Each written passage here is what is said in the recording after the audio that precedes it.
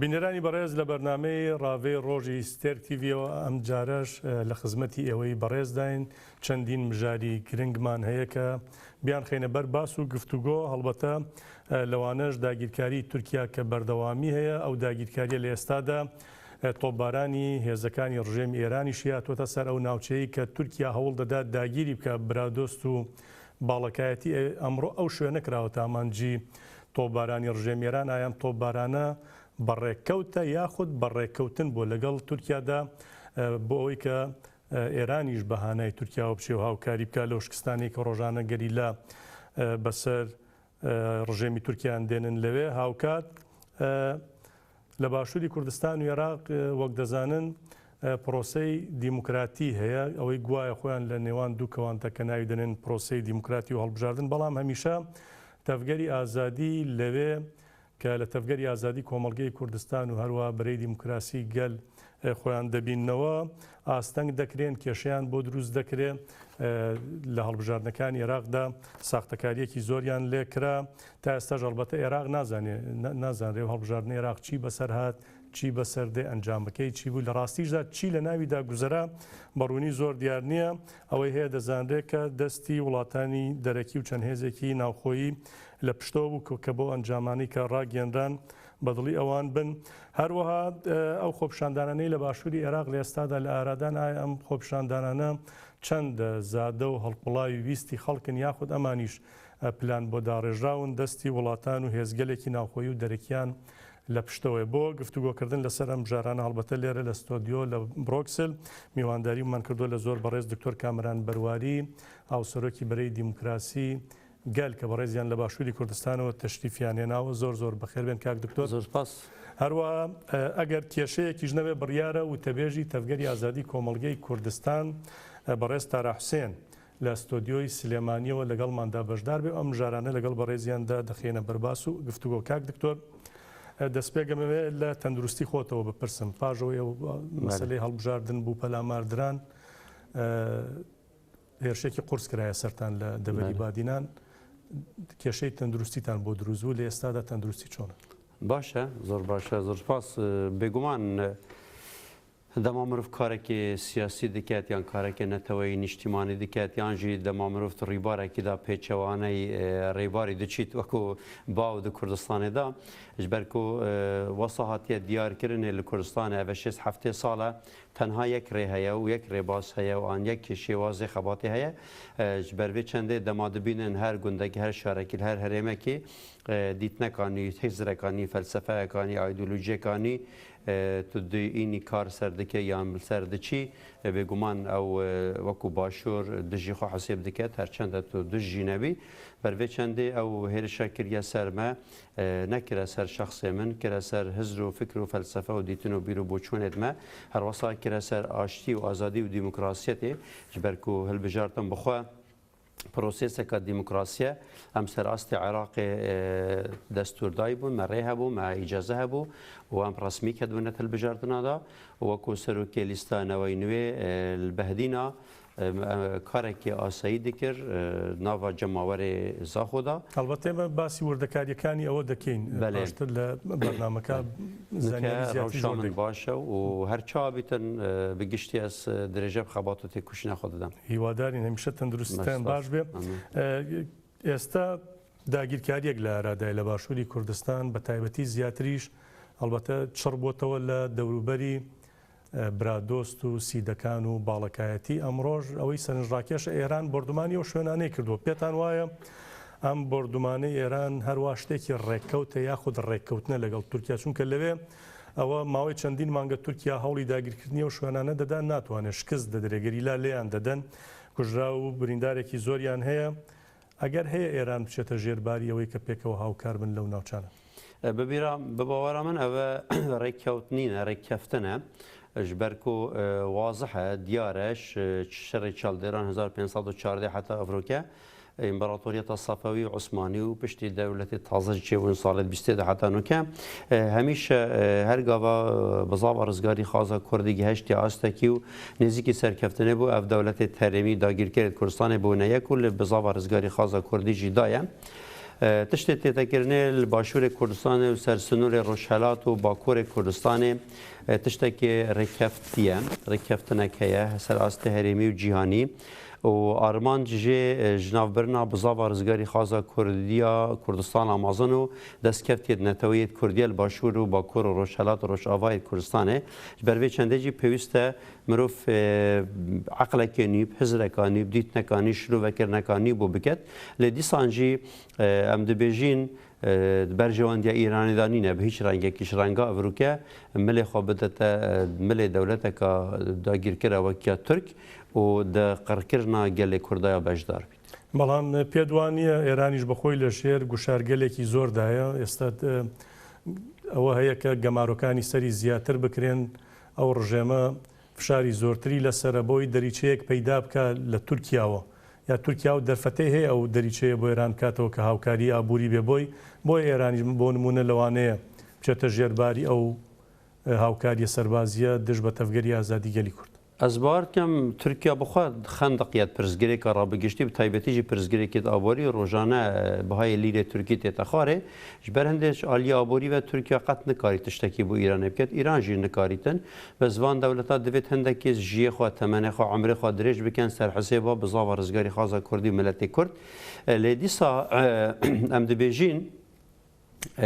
emrê Îranê nahete dirêjkirin hevkarîkirina dewleta Tirkiya ji ber ku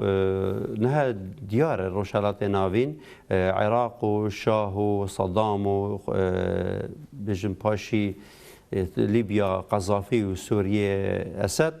gihiştine vê qenaetê ku dewletê neteweyî nikarin berdewamî bi hebûna xwe bidin ji ber vê çendê jî niha piştî Iraqê û Sûriye dibe şer yan Tirkiya çêbibît yan Îranê çêbibît û ev şera çêbibît kevite nav dewletekê bêguma ew dewletê hilweşît. Vê ca Îranê divêtin Tirkiya bexîtet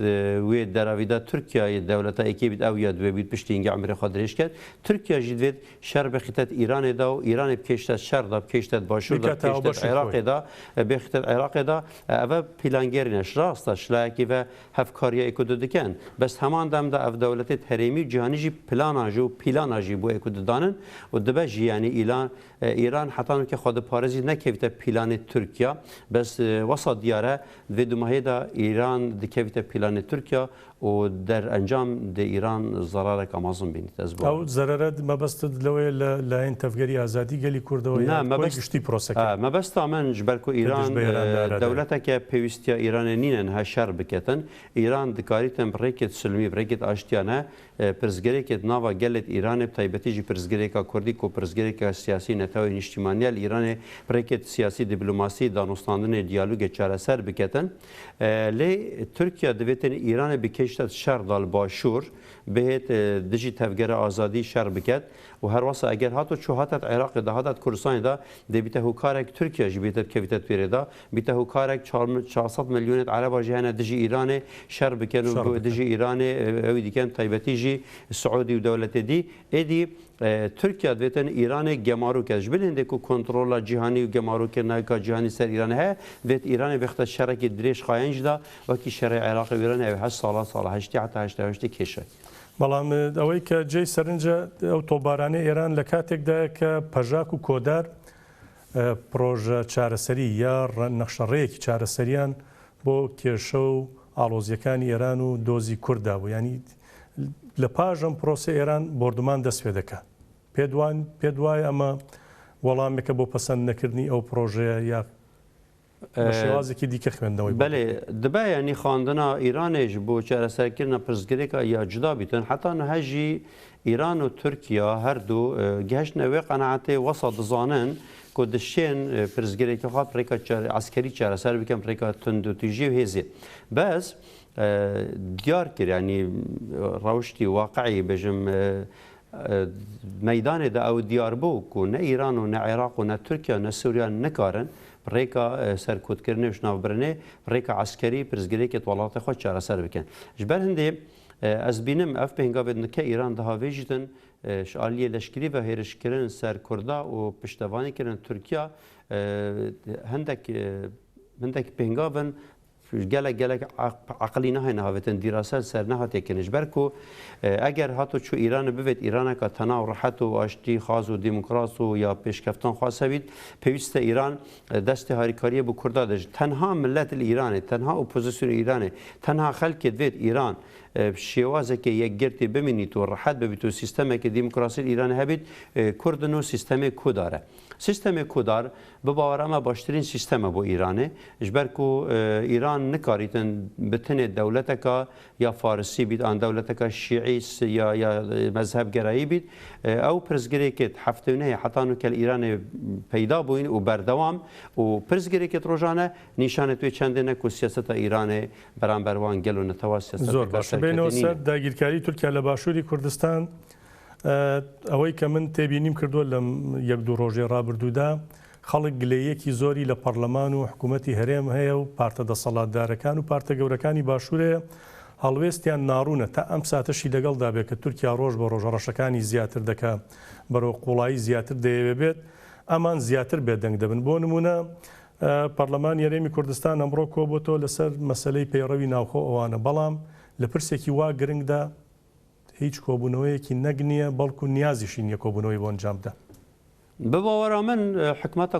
باشووری کوردستانی پەرلەمانی کوردستانی هیچ دەسەڵات و ئیرادەیەک نەمایە و تەمسیلا gelê xwe jî nakin nûneriya gelê xwe jî nakin ji ber ku temenê perlemanî ser reçûya û darbaz bûye û temenê hikûmetê ev çend heyve ser veçûya û darbaz bûye ev yek ji du hiç rojekî roja ev hikûmeta û perlemana nehatine biryareka xwe cêbecê kiriye her wî perlemanî biryar daye dewleta Tirkiye ji axa xwe derbêxin û çend cara jî perlemanê Iraqê jî biryar daye bes heta nûke neşiyayîne perlemanê Kurdistanê hikûmeta Kurdistanê serokatiya Herêma Kurdistanê wextê xwe da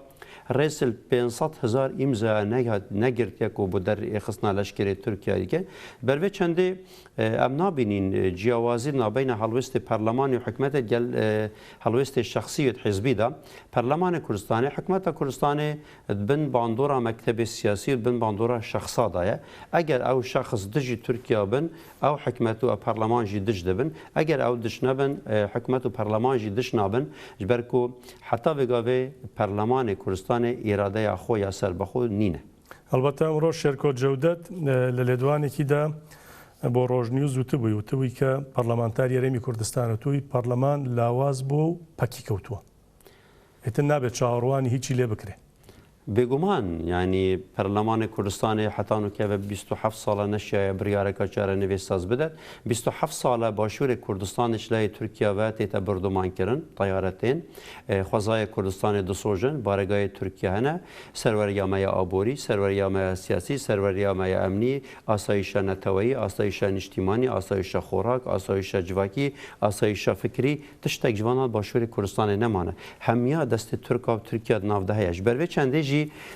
دویا پەرلەمانی کوردستانی خۆ یەکلا کرد با خۆش بن باندۆرە مەکتەبی سیاسی و شخصا ئازاد کرد با ئەگەر ئەو پەرلەمانتار هەندێکی هێزێ بدە نەخوات دکارن تشتێکی وەسا بکەن چونکە نوێنەرێتگەرن هاتینە هەلبژارتنێ لێ بەداخەوان دەما ئەف مرۆڤەتێنە هەلبژارتنێ جارێکادی هەر شێوازێکی حزبی عقلێکی حزبی سیاسی کار دکەن هەنەشیان نەخۆش عقلیەتە نە عەشێری نە گوندی نە ناوچەیی نە حزباتی ڕزگار بکەن ئەگەر هاتوچوو ئەف شێوازە بەردەوام بیت ئەس باوەرم باشووری کوردستانی ملت دێ پێهنگاڤەخوا هەبێتی و دێ بەدیلێ پەرلەمانی حکومەتی دروست کرد بەڵێ هەڵبەتە ژمارەیەک پەرلەمانتاری ژەن هەڵبەتە لە پەنجەکانی دەست تێپەڕ ناکەن بەداخەوە کەوان لە دژیە و داگیرکاریە هەم بەیاننامەیان داوە هەم قسەیان کردو هەم لە چالاکیدان هەم بەشداری هەندێکیان لە بەرەی دژ بە و داگیرکاریە گیان کردووە بەرەی نیشتمانی بەڵێ بەڵام لەم ئەمە حکوومەت و پەرلەمان و لایەنە سیاسیەکان ئەمە ئاشکرای هەڵوێستەکەیان بەڵام گەل وەک چاوەڕوان دەکرا بە شێوازێکی بەرفراوان بەتایبەت لەو ناوچانەی کە داگیرکاریەکەی تێدا ئەنجام دەدرێ هەڵوێستێکی وا گەورە و گران دەرنەکەوت هەڵبەتە دەوترێ ئەمەش هۆکاری هۆکارەکانەوانن کە و ناوچانە زیاتر بەدەستی پارتی دیموکراتی کوردستانەوەن لەوێ خەڵکەکە سەرکوت دەکرێت خەبات زۆر زەحمەتە خەڵک ئاستەنگ دەکرێت ڕێگەش نادرێت لە شوێنەکانی دیکەی باشووریشەوە خەڵک بچێت پێ دوایە هۆکاری دیکەی هەیە کە گەل بە شێوازێکی بەرفراوانتر لە ئەوەی ئێستا تا ئێستا کراوە ڕوبەڕووی ئەم داگیرکاریان نابێتەوە. بباوەڕا من طبعا گەلێ باشوور 27 ساڵاتێتە بێ ئیرادەکردن بێ ڕێزکردن بێ قیمەتکردن و پێ لێنان بەرێ چەندێژی ئیرادەیەکە حتانوکە یا جادا کوردستانی دەنگ و ڕەنگی جادا کوردستانی نینە هەموو جیهانê hêzê siyasî hikûmet û perleman ji gel ditirsin û bin fişara gel vene lê başûrê Kurdistanê gel heta vêgavê ji hikûmetê ji desalata ji hizbê siyasî ditirsît û bin fişara wan bin bandora wan ve çunku van partiyê siyasî çarenivês û mesîr û mustaqbel û jiyana vê miletî xistet li pêtxwe da wekû şexs û wekû hizb ji ber vê çendê em dibînîn ناکۆکی هەم پەرلەمانی دا هەندێک کەس دژن هەندێک کەس دگەل داگیرکردێنە ئەvە یەک دوو عالیە پراکتیکی و حزبێت بەشدار د حکومەتە کوردستانێدا و د پەرلەمانیدا ڕاستی چ دەنگ و ڕەنگێ وان نینە بتنێ شەخصن کەسن yani بۆ نمونە ئۆپۆزیسیۆنێک پەرلەمانیدا نینە ئەو هەموو پێک بە هەڵۆستێکی وەرگرن یان نیڤە پەرلەمانیان چارێکە پەرلەمان ئەvە یەک دو ملەتێ باشوور وەسا هەزر دەکات وەسا تێگیهاند یان وەسا عقلیەت و زەنیەتەویدا چێکردە ئەگەر ئەف پارتیە سیاسی دەسەڵاتێدا نەمینن یان هەلوەشن یان ئێکێری بێتە گوڕێنێ ئەکسەر عرض و عسمان پێک بێدرسن و ژیان بدوماییتێت ئەvەژی وەسە تەسەورکیەک و هێزەکادی نکاریتن ڕەوشە باشوورێک کوردستانی کۆنتترۆل بکات یان گۆڕانکاریە بکات ئەvەژی دیتنەکە شاشە بەروێ چەندێ نها دەوێت دەنگێ جادا کوردستانی بلند بیتن دەنگێ جادا کوردستانی نەدەنگێ حزبانە نەدەنگی شخصانە ئەو دەنگ ناو پارتیدا نافیەکێتیدا ناو گۆڕاندا نافیەگرتودا ناو تەفگرێدا ناو بەری دیموکراسی گەلدا پێویستە ئەف دەنگە چێ ببیت و هێزا جەماوەری چێ ببیت ئەو هێزا جەماوەری هەم پارتی سیاسی هەم حکومەتی هەم پەرلەمانی ناچار بکەن بین نوێنەریە ئیرادا گەل بکەن چونکو ئەو تشتی ئەڤروکەت مەترسیەدا باشووری کوردستانی باشوور ئاخاوی تێتە داگیرکردن ملەتەوی تێتە شناوبرنێ دەستکەفتێت توی نەتەوەی نیشتیمانی بەر هەڕەشێوش بەر ناوبرنێنە پێویستە ئەم هۆستا تەماشە بکەینێ لێل باشوور هەندێک پارتیە سیاسی یە دەسەڵاتدار وەسا دەدەنە خۆیەکردن ئان وەسا دێت بۆ ملەتی دیارکەن و بخواپینن کو پرزگرێک نابینا پەکەکە و نابینا تورکیادا هەیە و ئەvەژی ڕاستی gelek دوێرەش ڕاستیە و ئەvەژی بەرزەکردنا پرزگرێکەیە و ئەvەژی بەهانەیەکێ دەدەتە تورکیا کو vê destdirêjê bikete ser باش خۆ ڕفراندۆمیش نیشانی دا ینی کەەوە مەسلەی تورکیا کێشەی لەگەڵ مەسلەی پەکەکە نییە بە هەموو شێوازێک دژ بوون لەگەڵ مەسلەی سربەخۆیی و ڕفراندۆمی باشوور لە کاتێکدا کە باشترین پەیوەندیان لەگەڵ پارتی و کاک مەسعود بوو آخر موضوع دوێرەیە دەچاوە خەلکێمە تێگییت دەچاوە زانیت کو مثلا PKK مثلا PJK مثلا پیاده مثلا باکور باشور مثلا نفکر او جلام تنیا مثلا گرتنا او جلانن مثلا کمپلو مثلا دستکفتیت نتویت نیشتیمانیت کردانه دی چاوت گید ترکیه به ترس و به شرم و وکیل سر تلویزیون سروک وان سروک وزیر وان پارلمان وان سروک لشکر وان میتوان وزیر نفخوی وان وزیر لشکری وان دبیجن اگر کرد چادرک بیابان افریقیا جیودن امیلیدن اگر کرد بچن سربان مریخی جیکیانه کی چگن امدلیه اگر کردک بچیتن امریکا لاتین جی به کردی باخوید برازیل ام نهیلن به کردی باخوید اول نامه پیامک دیاره ترکیه ارکش ناوبرنا بزاوا رزگاری خازا کردی هر چهار پارچه کردی جهان بستوی خواه گیتیه جبر هنده دبینی سیاسی دیپلماسی لشکری آبوری چاندی هنری همو لایکی و ترکیه سرکشیا لاین دشمنکاریت کردات که پیوسته باشور کردستان و یکی باش بخوینن و یکی باش ببینن مثلا نه یکی تیو پارتیه مثلا نه PKK و ایدیه مثلا ملت کرد آخا کردستانی دستکفتی نتوی کردستانی هر چهار پارچه کردستانی با کردا پیروزن بو ترکیه مترسی و تهلیکنه جبر و چندجی کرد الكوبانه سرقه دادن ترکیه لدیدن عفرین دیگه لدیدن محابات لدیدن باشور کردستانی جلد شخواه شلای پراکتیکی و شلای فیزیکی و شلای معقول منطقی و نه باشور کردستانی هاتیه داگیر کنه شلای ترکیه و چون که 27 ساله ترکیه باشور کردستانی به کیف خود کار دکه بو چندجی اوه ناکوکید نابین ملتی و پارتی سیاسی دا چکریه راسته احتمال حتی حد که ملت نکاریدن آن نویرید آن نشید آن او بیا بچه نکریه حلوست خوی راست و درست برانبری ویداگیر کرنه در بخید بس دل خدا ملت کرد و جاده کردستانی همو یک دنگ برانبر ویداگیر کرنه چونکه هر تاکیکی کردستانی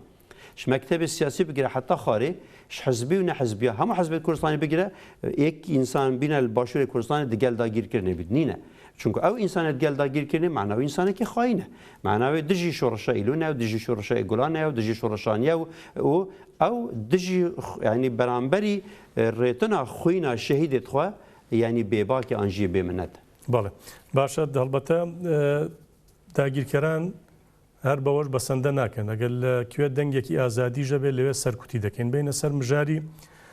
هەڵبژاردنە پەرلەمانیەکەی عێراق هەروەها ئەو ئاستەنگیانی کە ئێستاش بۆ تەفگەری ئازادی دروست دەکرێن هەڵبەتە کۆمیسیۆن ناوی لیستی ژمارە و قەوارەکەی ژمارەکانی ڕاگەاندن تەفگەری ئازادی تیانە بوو جارێکی تەفگەری ئازادی کۆمەڵگەی کوردستان کرایە دەرەوە بەڵام با لەوە دەست پێکەم لە هەڵبژاردننی عێراقدا بەڕاستی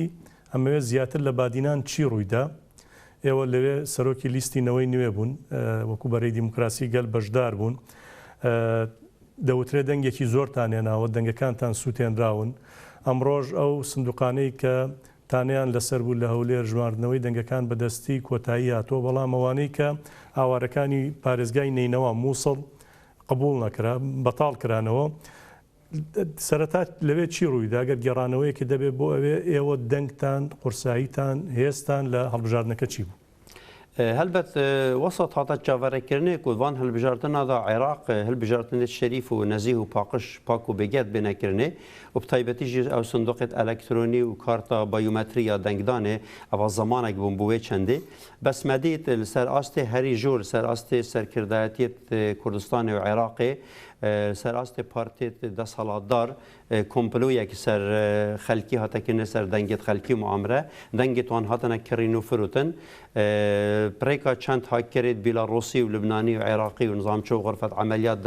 دەبەرە ناوچە سەوسل بەغدا چێکرد بوو وەکو تێتە گوتنێ ملیارێک و 150 میلیۆن دلار هاتنە خەرشکردنێ بۆ vê هاتکردنێ وان دەستگای ئەمنی استخباراتیە بە حتا چەحەت ڕاستن ناڕاستن بێگومان ئەف شمارە گەل عەردە هاتنە بەڵافکردنێ و خەلک دەبێژن هەرچا بیتن پرۆسێسا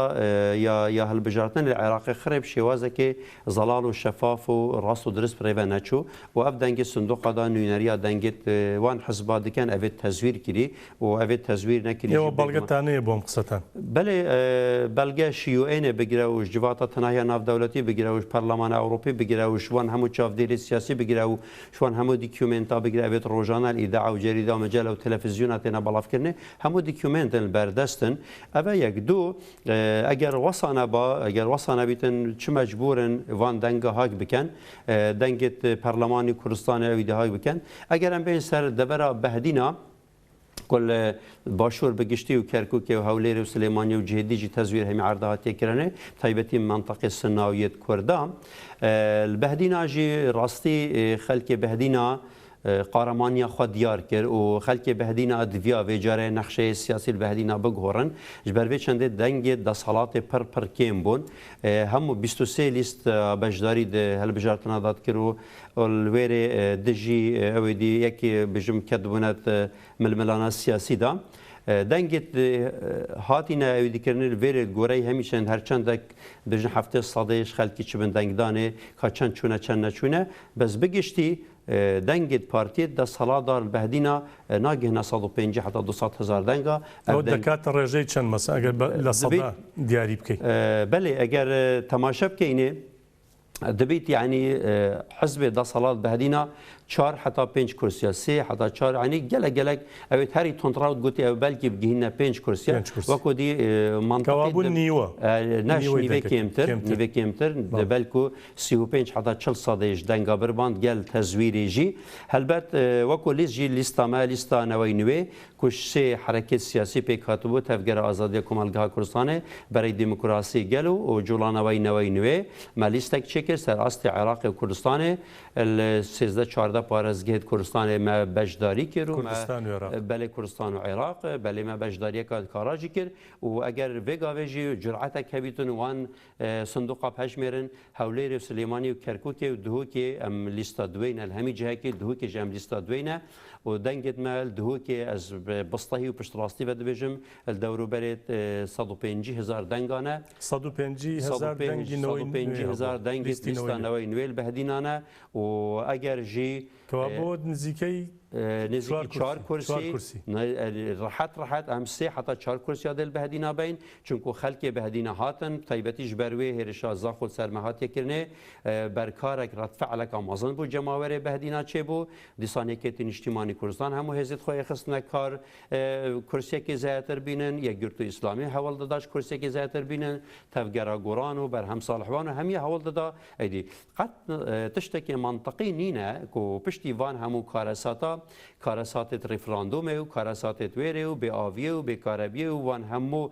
ئەوێ دیە وان 45 ناوێت قەیرانە شنیکە ڕابندوو و پارتیە سیاسی دەسەڵاتدار پرانیا کورسێت گەلجی دەنگ بدە بوان تەمان گەل ممکن نینە گەل دەنگ بدەت بوان کەساش بەر هەندێژی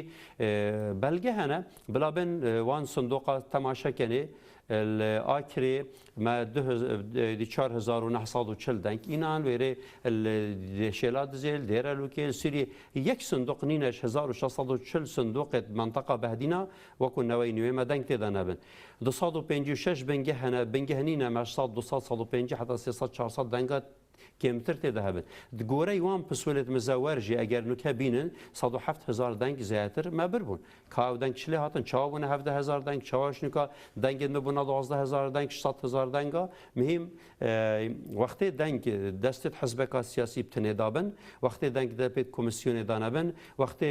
مە چ وجودا خوا لێرە نەبیتن وەکو چاودێری سیاسی لێرە نەبن ئەvە نزیکی هەفتێ ڕۆژانە دەنگ سندوق دەستێت کێدانا چاوەیە چاوانینە هەمی پارێزگا و العێراقی مادام صندوق نچنه جهه که معین و حراسات زیروانی که معین لنهایت کنه و گاویجی بگمان هل بجارتنا انجامت خنابن انجام دی گوری و تزویر بن اواهات دست البته او بانگشه هل بجارتنا زور به شوازی کی نابرابر لبادینان برای وده چون البته من باسی و شوینه دکم که برای زد لبه کاندید بوی پلاماری برایستان دره او بو هرشی قرص کرای سرطان بریندار کرن امانه هموی هبون بلام لەگەڵ هەموو ئەمانشدا مرۆڤ دەپرسێ باش ئەمە هەڵبژاردننی پەرلەمانی عێراق بوو ئەی لایەن عێراقیەکان بۆ بێدەنگ بوو ئایا ئەوانیش بە خۆیان لە ساختەکاری و فێڵ و تەڵەکەکاندا بەشدار بوون حکوومەتە ئیقلیمیەکان تا چەندە دەستیانە بوو بۆ نمونە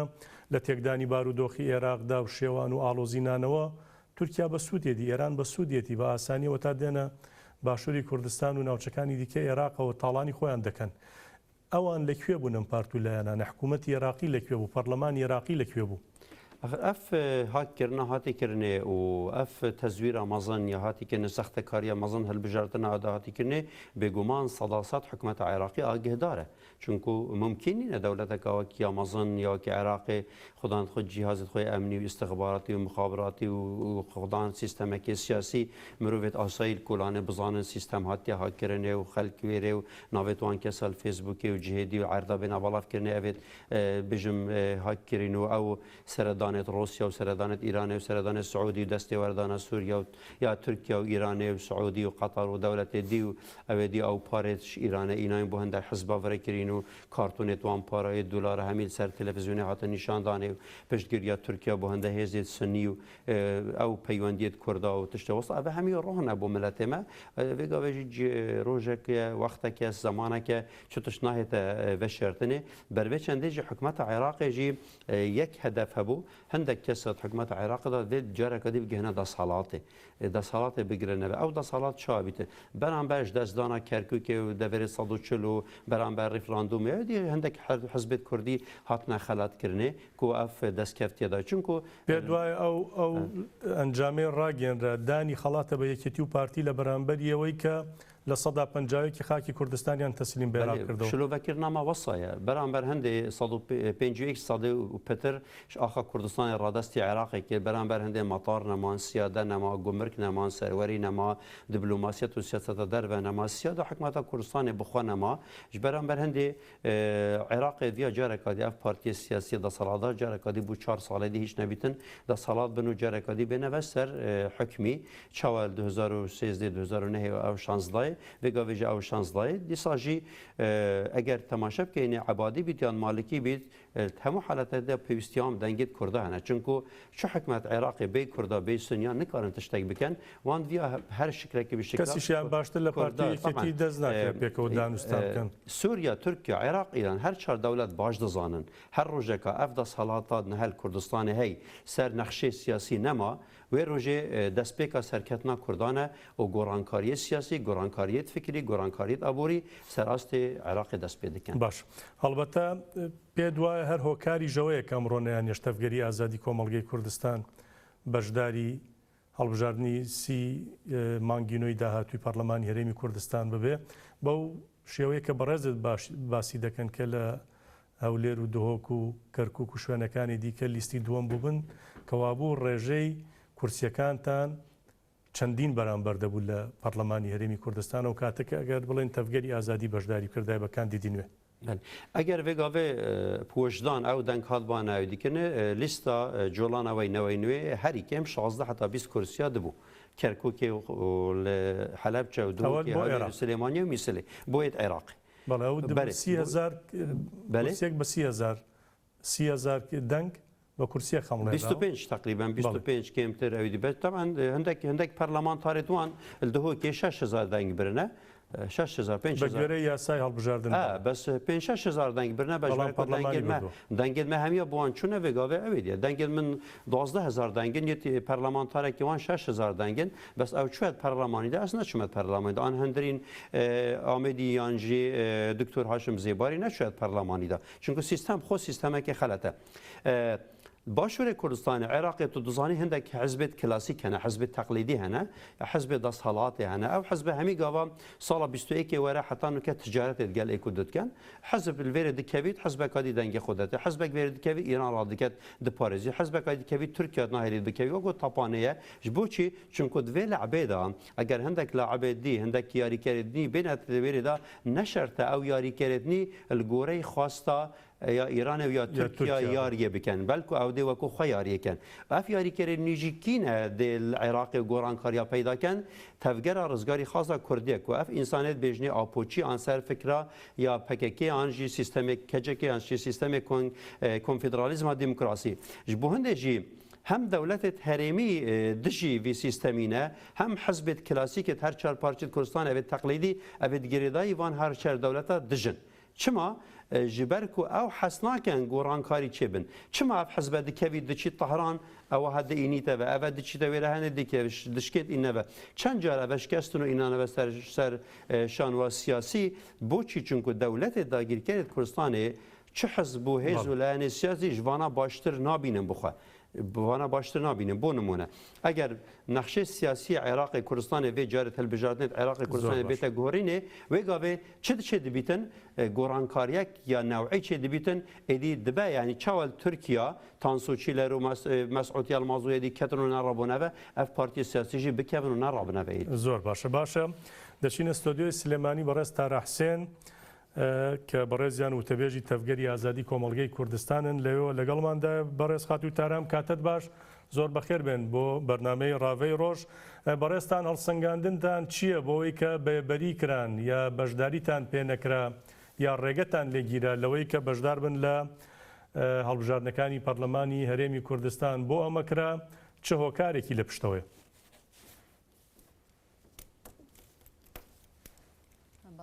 سەرەتا سڵاو ڕێز بۆ تۆ بۆ میوانی بەڕێزت هەواڵی بەڕێز دکتۆر کامران بەرواری و سڵاو بۆ تەواوی بینەرانی تەلەڤیزیۆنی ستێر بێگومان بەشداری نەکردنی تەفگەری ئازادی ئەو بڕیارەی سیاسی کە لە بەرامبەر تەفگەری ئازادی درا لەلایەن کۆمیسیۆنەوە یاخود دادگای گرێدراو بە کۆمیسیۆنەوە ئەتوانم بڵێم کۆمەڵێک هۆکاری هەیە یەکێک لەو هۆکارانە ترسی دەسەڵاتە بەڕاستی لە تەفگەری ئازادی و تەفگەری ئازادی لە چوارچێوەی فکر و فەرسەفە و پارادایمێکی جیاوازدا لە حزب و لایەنە سیاسیەکانی باشووری کوردستان تێکۆشانی خۆی دەکا بۆیە ئەمە ترسێکی دەسەڵات بەگشتی هەیە لە شێواز و لە ڕێبازی تەفگەری ئازادی و شێوازی کار و خەباتی تەفگەری ئازادی بۆیە لە ڕابردوو و لە ئێستاشدا بە بەردەوامی ئەوەی کە لە دەستی دەسەڵات هاتبێ بێگومان درێغی نەکردووە لە دژایەتیکردنی چوەکو ئەندامەکانی چوەکو بارەگاکانی چوەکو ڕێخستنەکانی چوەکو کار و خەبات و چالاکی و هەموو هەڵوێستەکانی بەخواستی دەسەڵات بوو وایە هیچ هەنگاوێکمان نەدەناوە دەیانخواست ئێمەش تەسلیم بین وەکو کۆمەڵێک هێزی تر بە کۆمەڵێک ئیمتیاز یان بە کۆمەڵێک شتیکە زۆر بێبەها و بێنرخە لە لای تەفگەری ئازادی وەکو فەلسەفە و لە لای تاک بە تاکی ئەندامان و هەڵگرانی بیری فەلسەفەی ئاپۆچێتی لە باشووری کوردستان و ئەندامانی تەفگەری ئازادی بۆیە ئێمە لە ڕابردوودا لە هەڵبژاردنەکانی ئەنجومەی نوێنەرانی عێراقدا کە ئەچوونە ناو خەڵک بێگومان هەر لە دوورەوە پیانە گوتین ئەگەر فلان حیزب و فلان حیزبن مەیەنە پێشەوە بە تایبەتی من بۆ خۆم لە کەرکووک ئەمەم زۆر بینی چونکە لە ئەنجامی سیاسەتێکی قێزەون و ناتەندروستی ئەم هێزانە لە باشووری کوردستان و هەرێمی کوردستاندا بێزاری و بێهیوایی و بێباوەڕیەکی لە لای خەڵک دروست کردبوو بەڵام کاتێک کە ئێمە ئەمانوت ئێمە هەواڵانی تەفگەری ئازادین باوەڕ بکەن نەک کەسێک و دوو کەس لە دەیان شوێن کارتی کاندیدەکانی ئێمەیان نەخسە سەر سەریان و پێشوازێکی زۆر گەرمیان لە ئێمە کرد ئەمە دەسەڵات بۆ خۆی دەیبینی و ئاگادار بوو و لە ناو خەڵکدا بێگومان ئاگایان لەم هەڵوێستانەی خەڵک و پێشوازی خەڵک هەبوو بۆیە بۆ ئەم جارەیان کە ئێمە ویسمان بە شێوەیەکی فەرمیتر لە چوارچێوەی لیستی تەفگەری ئازادیدا بە شێوەیەکی فەرمی لە چوارچێوەی یاسا و پرەنسیپەکانی کۆمیسیۆنی هەڵبژاردن و ڕاپرسی هەرێمی کوردستاندا بەشداری بکەین یاخود بە شێوەی هاوپەیمانی فەرمی ئێمە تەفگەری ئازادی لە حەڤدەی دەی 2014 کە دامەزراوە بێگومان لە دوای دامەزراندنیەوە کۆمەڵێک پارێزەر بۆ کاری یاسایی پەیوەندی بە لایەنە پەیوەنددارەکانی هەرێمی کوردستانەوە کردووە و دۆسیەکانی خۆی تەقدیم کردووە و تەواوی وردەکاریەکانی بەڕێوە بردووە بەڵام تا ئەم کاتە زیاتر لە 4 ساڵە هەتا ئەم کاتە وەڵامێکی تەفگەری ئازادی بە ئەرێنی یان نەرێنی نەدراوەتەوە کەواتە هەر بەپێی یاسای پارتە سیاسیەکان لە هەرێمی کوردستان ئەگەر لە ماوەی 90 ڕۆژدا بە بەڵێیان بە نەخێریان ئەگەر کەم و کورتێکە هەبێ ئاگدار نەکرێتەوە کەواتە تۆ پارتێکی فەرمیت لە چوارچەوەی هەرێمی کوردستاندا ئەمە جگەلەوەی کە ئێمە لە چەند مانگی ڕابردوو ئێمە مۆڵەتی فەرمیشمان لە عێراق وەرگرتووە بەم ڕەنگە ئێمە ئەبین بە پارتێکی سیاسی مۆڵەت پێدراو لە عێراق و لە هەرێمی کوردستانیشا بەڵام بۆ ئەوەی کە وەکو مبەڕیرێک وەکو هۆکارێک بەکار بهێنرێ ئەمەیان بەکاری هێناوە لەلایەن ڕێکخراوێکی ئەتوانم بڵێم نیشانەی پرسیار لەسەری کە هیچ کارێ هیچ چالاکیە هیچ ناوێک هیچ ناوبانگێکی نییە و کەس نازانێ ئەم ڕێکخراوە بۆچی دامەزراوە هەڵبەت ئێستا ڕوونەکە بۆ کارێکی بۆم ڕەنگە دامەزراوە ئێمە شخصەکانی ئەو ڕێکخراوەش دەناسین و دەزانین چێن و دەزانین چۆن پارتی دیموکراتی کوردستان بۆ خۆی دروستی کرۆ بۆ خۆی هانیەدا و بۆ خۆی داوای لێ کردووە کە تانە لە بڕیاری کۆمیسیۆن بدا لەسەر بەشداریکردنی تەفگەری ئازادی وەکو ترەمەوێ ئەوە بڵێم کە لە ماوەی ڕابردوودا کاتێکە ئێمە لیستی خۆمان تەقدیم کرد وەکو قوارەیەکی سیاسی بۆ هەڵبژاردنەکانی هەرێمی کوردستان لە کۆمیسیۆنی هەرێمی کوردستان هەڵبەت کۆمەڵی ڕێکار و ڕێبازی یاسایی هەیە لەو چوارچێوەیەدا ئەوی شەوەیە گەر تۆ پارتێکی فەرمی بی بۆ نمونەوەکو یەکێتی و پارتی و گۆڕان و ئەمانەوابی پێویست بە فۆرمی 102 نییە واتاوەکو قوارەیەک تۆ پێویست ناکە خۆت تۆمار بکەیت و فۆرمی 102 کە پێویستە لە فۆرمی 102دا 500 ئەندامی خۆت بە کۆمەڵێک زانیاری و مستەمسەکاتی شخصیەوە ئامادە بکەیت ئەمە بۆ حزبێکی سیاسی مۆڵەت پێدرا و پێویست ناکە بەڵام ئەوانەی تری کە لە دەرەوەی حزبی سیاسی مۆڵەت پێدراون واتە بە سێ کەس ئەتوانێ یان ڕێکخراوێک یان کۆمەڵێک کەسایەتی ئەتوانن پێکەوە ئەگەر فۆرمی 102 پڕکەنەوە واتە 500 ناو تەقدیمی کۆمیسیۆن بکەن و بڕی 30 میلیۆن دینار و کۆمەڵ ڕێکاری یاسایی هەیە ئەمانە دەگرنە بەر ئیتر ئەتوانن وەکو لیستێکی سربەخۆ بەشداری هەڵبژاردن ببن پێویستیان بە مۆڵەتی فەرمی نیە و من وتم ینی سێ شەخص ئەتوانێ ئەمە بکات تەفگەری ئازادی هاتووە لە بری ئەوەی 500 ناو ئامادە بکە لەگەڵ 500 ناوەکە نزیکەی 7 ناوی یەدەگیش وەکو یەدەگێک لە بەردەستیانە هەبێ چونکە ئێمە ئامانزانی کە بیان و ئەدۆزنەوە بۆی کە ئێمە بەشدار نەبین 7 ناومان بەزیایەوە نردووە بۆ ئەوی ئەگەر ناوێک دوو ناو دە ناو کێشەی هەبوو لەو 7 ناوە ئیزافەی بۆ بکرێ بەڵام ئێستا کۆمیسیۆن یاخود بڕیاری دادگای کۆمیسیۆن کە ئەتوانم بڵێم فەزیحەیەکی زۆر سیر و سەمەرەیە ینی خەڵکی قانونی ئەگەر دووشە لە قانون بزانێ پێکەنینی بەم مبەڕیراتانە دێکە لە کۆمیسیۆنەوە هاتووە چونکە بە دوو هۆکار تەفگەری ئازادی ڕەت کردوێتەوە هەردوو هۆکارەکە بۆ خۆیان تەناقوزن لەگەڵ یەکتریدا لەلایە گەڵێ تەفگەری ئازادی مۆڵەتی فەرمی نیە لەلایەکی ترەڵێ فۆرمی 102 کێشەی تایە کەواتە ئەگەر ئێمە مۆڵەتی فەرمیمان هەبێ فۆرمی 102مان پێویست نییە ئەگەر فۆرمی 102مان پڕ کردوێتەوە بۆچی لە کاتێکا سێ لایەن هەبوون لە پێشەوەی کە کۆمیسیۆن ئەمە لایەنەکان پشتڕاستکاتەوە سێ لایەن هەبوون دیار بوو کێشەیان هەبوو لە فۆرمی 102دا دوور خرانەوە و کۆمیسیۆن لە ناو ئەو ناوی ئەو لایەنانەی کە ئیعلانی کرد کە ئەمانە فەرمیەتیان هەیە تەفگەری ئازادیش لە ڕیزبەندی ژمارە 23دا بوو لە پارتە ڕێگە پێدراوەکاندا لە کۆمیسیۆن واتە کۆمیسیۆن لە دوای پاڵاوتنی وردبینی کۆمیسیۆن تەفگەری ئازادی ئەرێنی کرا بەڵام ئەمە بۆ پارتی دیموکراتی کوردستان و بۆ ئەو دەوڵەتانەی کە داگیرکردن لە هەرێمەکە ئەمە بابەتێکی وەکو دەڵێ هەرس نەکراو بوو بۆیە هەرزوو کەوتنەوەی کە هۆکارێک بدۆزنەوە یاخود ڕێبازێ ئەمە بەر لە دوو ڕۆژ ئێمە لە هەولێر سەردانی کۆمیسیۆنمان کرد تاک لەگەڵ کۆمیسیارانی حیزبەکانی تریش کە لەناو کۆمیسیۆندا بوونیان هەیە لەگەڵ ئەوانیش قسەمان کرد بەداخەوە ئەوان هەرچەندە ئیرادە و جورئەتی ئەویان نییە کە لە بەردەم کەناڵێکی ڕاگەیاندندا بۆ ڕای گشتی ئاشکرای بکەن بەڵام ڕوبەڕوو بە ئێمەیان دەگوت کە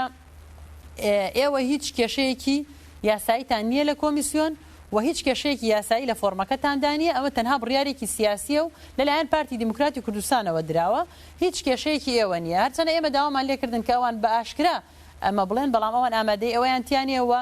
بەڕاستی من بۆ خۆم سەرسامم لەوەی کە زۆر هێزە هەن لە باشووری کوردستان و 5-6 کۆمیسیاریان هەیە لە کۆمیسیۆنی باڵای هەڵبژاردن و ڕاپرسی لە هەرێمی کوردستان بەڵام بێ هەڵوێستن بێدەنگن لێشم پرسین ئێوە چۆن بێدەنگن ئێوە حزبەکانتان کۆمەڵێک دروشمی هەڵگرتووە و هەمووتان دەڵێن کە دژی دەستێوەردانی حزبن لە دام و دەستگا حکومیەکاندا و ئێوە داوای ئەوەکەن کە سەربەخۆیی دام و دەستگاکان ئەگەر گوێت لە منە بەڵام باسیوانە کرد کە ئەگەر هەڵوێستیان هەبێ فەسڵ دەکرێنەوە دەردەکرێن بەشدارنەوانیش بۆ تەنها پارتی بەخۆی تەنها ناتوانێەوە بکە گەرەوانیش ڕەزامەت نەبن ینی چی ژێر بەژێر بێەوە دەڵێن ئێمە ناڕازین بەڵام نایەن لەسەرەوە لە بەردەم ڕاگەاندنەکاندا بڵێن ئەم ناڕزایەتێت دەردەبڕین و تەفگەری ئازادیش لەسەر حەقە بە دڵنیایەوە ئەمە بۆ خۆی هەر قسەیەک هەیە لەوەی کە بێدەنگی نیشانەی ڕازیبوونە بێدەنگی ئەوانیش نیشانەی ئەوەیە کە هاوڕان بەداخەوە کاکەندریان کاتێک کە هەر ڕووداوێک ڕوبەڕووی هەر پارتێکی سیاسی هەر ڕێکخراوێک بوو بێتەوە لە هەرێمی کوردستان چ لەسەر ئاستی پەرلەمان یان پەلاماردانی پەرلەمانتاران یان دوورخستنەوەی سەرۆکی پەرلەمان یاخود داخستنی دەستگایەکی ڕاگەیاندن یاخود بێڕێزیکردن بە دەستگیرکردنی سەرکردەی لایەنێکیان پەرلەمانتاری لای هەموو ئەوەی کە ڕووی دابێ لە ڕووی سیاسیشەوە لە هەرێمی کوردستان تەفگەری ئازادی بەر لە هەر لایەنێک هەڵوێستی فەرمی خۆی ڕاگەیاندووە دژی هەر پێشێرکاریەک بووە کاتی ئێمە کە دژ بە داخستنی پەرلەمان ئێمە هەڵوێستمانە بێ ئێمە چالاکیمانە بێ و ئێمە لەگەڵ سەرۆکی پەرلەمان دانیشین و ئامادەی خۆمان دەرەبڕین لەوەی کە ئێمە ئامادەین بە ڕێپێوان لەگەڵ تۆ بینەوە هەولێر و پەرلەمان بکەینەوە و ئامادەی قوربانی دانیشین لە بەرامبەر ئەوەدا ئەمە لەبەر خاتری ئەوە نییە کە تەفگەر پەرلەمانتاری هەیە نیەتی لە پەرلەمانە خۆ لە ڕابردوودا کە ئەوە ڕوویدا ئێمە پەرلەمانتارمان نەبووە لە پەرلەمانی هەرێمی کوردستانە بەڵام بۆ هەر لایەنێکی سیاسی لە ڕۆژەڤە سیاسیەکانە لە ڕووداوە سیاسیەکانە پێویستە کە هەڵوێستی ڕاستەقینەی هەبێ ئەگەر بێت و ڕاست لەگەڵ مەبادی و لەگەڵ دروشمەکانی خۆیدا بکە دەگاتە سەر بابەتێک کە گرێدراو بێ بە تەفگەری ئازادیەوە هەمویان هاوڕان لە قەدەغەکردن و دژایەتیکردنی تەفگەری ئازادی بەڵێ باشە لەگەڵمانە بمێنەرەوە خاتوتارە هەمان ئەو پرسیارەی کە لە بەڕێستارام کرد دەمێت لە بەڕێستی شتی بکەمەوە کار چییە؟ ئەندامانی پارت و لایەن و ئەو قەوارانەی کە لەوێت بەشدار بوون لە هەڵبژاردننی بەشدار دەبن لە هەڵبژاردننی پەرلەمانی هەرێمی کوردستاندا خاتوتارا دەڵێت بوێری ئەویان نییە ڕوبەڕوو بێن لە دەستگای ڕاگەاندنا بڵێن بەڵێ تەفگەری ئازادی لەسەر حەقە ئەمەی بەرامبەریان دەکرێت بڕیارێکی سیاسیە بەمە نابنە شەریکە بەش لەو تاوانی کە بەرامبەر بە پرۆسەی دیموکراسی و پرۆسەی هەڵبژاردنێکی دروست لە هەرێمی کوردستان دەکرێت. سەداسەد وەسایەش بەرکو کۆمیسیۆنە هەڵبژاردنە وە ناف کۆمیسیۆنە سەربەخۆیە هەڵبژاردنە ڕاستی یا سەربەخۆنینە وەکو دیژی مەگەرەجا تێبینێت خۆگوتینە نابیت کۆمیسیۆنەکە حزبی بیت و حزب کۆمیسیۆنە پێگوێن دەویە دویا کمیسیون که سربخو با کمیسیون باش کسایتی سربخو هات با پکینانه و تعهد یک سوزنامه یک سروان هات با مهرکرنه امضا کرد با هر کسی که شوان ناوان دستگاه که امنیان دستگاه که حزبی دا درکوید یانجی به شیرکاریه که برانبر دنگ ملتی بکت و دستکاری دنگ و اراده ملتی بکت اکثر سزایی سیداردان با اف کمیسیونش برکو کمیسیونه که حزبیه حزب همیت دانه هر بریاره که جدر کوید دجی هر لعنه که سیاسی آن حق او پارتی سیاسی همی او کس همی بجدارن تیدا و توی قراره دا بجدارن اخو سکه جوی که کامرا بوره پید دبرم یعنی ام پارتی لعنه سیاسیانه شو روز لسر دزگاکانی راگاندن تانیان ل راستی و درستی و پروسه دا که بره چو پارتی و یکیتیان تومتبار دکر بوی که ساختەکاری دەکەن پرۆسەیەکی دیموکراتی ڕاز نابن بەڕێوە بەڵام لە پێشێلکاریەکی وا گەورەدا کە دەبێتە سکەنداڵ و ئابروبەریەکی گەورە هاوبەشن لەگەڵیانە بێدەنگن. زانی چاوال پروسا ریفراندوم مدگوتوان اگر هین دنگ و رنگت خود دیار نکن هینجی بجدارند ویر دا گناه بارند وی مسئله دا اگر گناه بید اگر چاکی جی بید بو هوا همیا زورته و کسی شوان حلواسته خواه پشت پرده تشتا گوتو پیش یا پرده تشتا گدید گوت ویری جید هل بجارتنا جدا حتی عراقی جو ویری جی همی مع الاسف خدانت خو دیت نخویا تایبت خدانت خو بریار خویا سیاسی تایبت نینه بو جبرکو اف پارتی سیاسی اف اندامت کنی هر کی گریدایی لایک دی سیاسیه هندک پتر نزدیکی پارتی نه هندک پتر نزدیکی یکتی نه هر دولاج یکتی و پارتی جیل سروان همو پیشیل کاریات متفقن رکتی نه برانبر هر کس و هزو لایه کی بتکرن لی تشتی گرنگ اوه ویری داد کمیسیون دا او کسایتی چنتویری دا عقلك حزبي كار نكن بيست وان كساتي كحزب ناردي هذا مجبور عقل حزبي اري بس مفروضه منطق وصايا كتشا برلمانتارك نينري حزبك بس برلمان ده بيست نينري قلبي كوميسيون اجدا بيست او كس شلاي حزبك جيوتي ده دس نشان كن بس ويري چارچوبي حزباتي ده كار نكن خو كارسات باشور كردستان اول هر کسی چیده هر جهه کی هر عقلك گندی عقلك عشایری عقلك حزبی عقلك شخصی حزب که نکارن چارچوبه در کبن جبرکو الباشور یاسانینه دستور نینه دم تا دستور نبود تا یاساج نم وقتی تا دستور یاسا نبود تو دب شیوازه که میزاجی کار که وقتی شیوازه میزاجی کار که اول یادی اف کسات اینا کرین و فروتن دبا يعني كسك نيناري حزبك هزك لاني بس تو 4 5 10 دفتر دولاري بدايه او برجوانجا حزبك هادي جدا كار بكات وبالعراق افدياده ام دبينين يعني قالك جارا كسك نيناري حزبك بس حزب هزلاني ديجي بخاب كار دين البته بيني وشمانه راست ولسر دزگاکانی راگیاندن سوکو دالن سنگری خوان گواستو بنا حزبك ديك والله پرسیارک ليره دا البته بام پرسیاره لخاتو تراب کم تفگری آزادی به پی یاسا لعراقدا فرمیه آیا چند دکره مگر هرمی کردستان بشک نیه لعراق بۆچی و یاسای لە هەرێمی کوردستان جێبەجێ ناکرێت ڕێکاری یاسایی چی نەگەڕەوان بیگرنە بەر خات و تارا ئەگەر گوێت لە من بوو وەڵامم بدەیتەوە سپاست دەکەم. بەڵێ ڕاستە هەرێمی کوردستان بەشێکە لە عێراق بەڵام لە یاسادا کۆمەڵێک یاسای هەیە کە گرێدراو نییە بە عێراقەوە بەڵام دیسانیش ئێمە سکاڵایەک لەسەر کۆمیسیۆنی هەرێمی کوردستان هەیە لە دادگای ڕەسافە لە بەغدا لە کاتی ریفراندۆمدا لەسەری هەبوو ئێمە ئەمانەوەیە بەڕاستی ئەو سکاڵایە بجوڵێنینەوە جارێکی تر مافی مرۆڤ و مافی پارتی سیاسیەوە داواکە پرسی ڕیفراندۆمە کە لە ڕابردوودا بەڕێوە چوو ئەوە بووکە ینی لە دەرەوەی یاسا و دەستوری عێراق بوو ئەو بڕیاری ڕیفراندۆم کە ئەوە مەترسیدارە بۆ کۆمیسیۆن کە لەسەری ماوە ئەو دۆسیە دانەخراوە بۆ ئێمە جارێکی تر زیندوویەکەینەوە جارێکی تر پشڕاستیەکەینەوە کە ئەو کۆمیسیۆنە کۆمیسیۆنێکی حزبیە و کۆمیسیۆنێکە بڕیاری داگیرکاران لە ناویدا جێبەجێ ئەکرێت لە ڕێگەی حزبی کوردی دەسەڵاتەوە بە تایبەتی پارتی دیموکراتی کوردستان و وەکوتر ئێمە لە ڕێگەی مافی مرۆڤی پەرلەمانەوە و لە ڕێگەی مافی مرۆڤی نەتەوە یەکگرتووەکانەوە بەشی پارتە سیاسیەکانەوە ئێمە و زۆر ڕێکاری تر ئەوەی لە دەستی ئێمە بێت ئێمە ڕوبەڕووی ئەبینەوە بەڵام منەمەوێ شتێکی تر بڵێم ئەوی شەوەیە کە تەفگەری ئازادی قەدەغەکردنی یان بەشداری نەکردنی بۆ پەرلەمان کار و خەباتی ڕناوەستێنێ ئێمە وەکو تەفگەر فەلسەفە و پارادایمی ئێمە ڕێخستنکردن و هۆشیارکردنەوەی کۆمەلگایە دروستکردنی پێشەنگی گەنج و هێنانە پێشەوەی ژنی پێشەنگە دروستکردنی ئیرادەیە لای تاک دروستکردنی باوەڕی و هیوایە لە لای تاک ڕاستەوخۆ هێنانە ناوکایی سیاسی و هۆشیاری و ڕێخستنکردنی کۆمەلگایە لەلایەن تەفگەرەوە بۆ کۆمەلگا ئەتوانم بڵێم ڕەنگە لە سەدا دەی کار و خەباتی تەفگەری ئازادی لە چوارچێوەی هەڵبژاردنەکانە بێ بۆیە ئێمە ئەتوانین وەکۆڵێ بە شێوازە سیاسیەکەی ئێمە بەردەوامە بین و وەڵامی ئێمە ئەوەیە کە هەواڵانی ئێمە شەقامەکەنە پەرلەمان و هەواڵانی ئێمە بە هەر ڕێگە و ڕێبازێک بێ نوێنەرایەتی ڕاستەقینەی گەل دەکەن ئەگەر لە پەرلەمانە بێیان لە دەرەوەی پەرلەمان بێ بۆیە بێدەنگبوونی ئێمە ئەو مەحاڵەیە کە دەسەڵات بیری لێ نەکردوێتەوە بۆیە من تەنها ئەوەی کە زۆر مەبەستمە ئەوەیە کە ئەوە ڕاستکەمەوەکە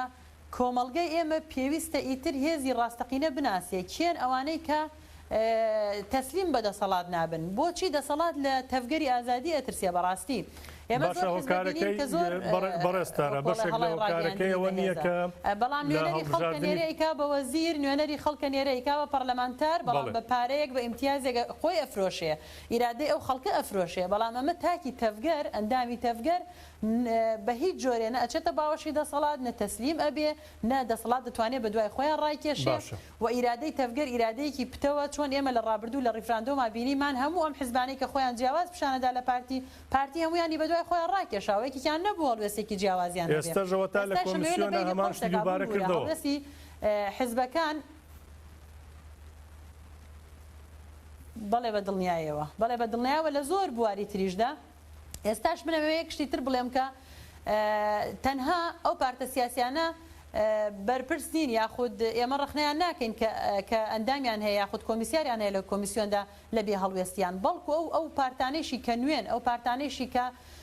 بانگەشەی نوێگەری ئەکەن و ئەو پارتانێشی کە کۆمیسیاریشیان نییە جگە لە جوڵانەوەی نەوەی نوێ هەتا ئێستا هیچ هێزێکی کە ئەندامی هەبێ لە کۆمیسیۆن و پەرلەماندا یاخود نەیبێ جگە لە جوڵانەوەی نەوەی نوێ هیچ هێزێکی تر هیچ هەڵوێستێکی نەبووە کە ئەمە جێگەی ڕەخنەکردنێکی تەواوی ئەو هێزانەیە و جێگای ئەوەیە کە کۆمەلگا ئیدی ئەم ڕاستیانە ببینێ کە کام هێزانن کە لە بەرەی گەلن چونکە ئەو هێزانەی کە لە بەرەی گەلن هەمیشە دەسەڵات لیانە ترسێەوە ئێمە وەکو تەفگەر بەڕاستی شانازی یەکەین بەو بڕیارەی کە دەسەڵات بەرامبەر بە ئێمە داوێتی ڕەنگە خۆش نەبێ لەوەی کە تۆ نەتوانی بە شێوەیەکی سربەخۆ بەشداری هەڵبژاردنەکان ببی بەڵام بە دیوێکی تردا زۆر جێگەی شانازی و فەخرە بۆ ئێمە کە ئەو دەسەڵاتە بەخۆی داڕا نبینێ کە ڕێگە بدا کە تەفگەر لەناو ئەو سیستەمەدا بێ یەکێک لەوە کارەکانیشی بۆ ناگەڕێتەوە قورساییەوە لە هەڵبژاردنە پەرلەمانیەکەی عێراقدا دەرکەوت ئەوان دەزانن لە پەرلەمانی کوردستاندا و قورساییە دەبێتە 2 بەرابەر بۆیە بە هیچ شێوازێک ئامادە نین کە تەفگەرەکەی ئێوە بەشدار ببێ ئەلبەتە بەڕێز دکتۆر کامران لێرە زۆر وردەکاری گرنگی سەبارەت بەهێز و پێگەی تەفگەری ئازادی و بەرەی دیموکراسی گەل لە کوردستان و لە بادینان بە تایبەتی خستە ڕوو.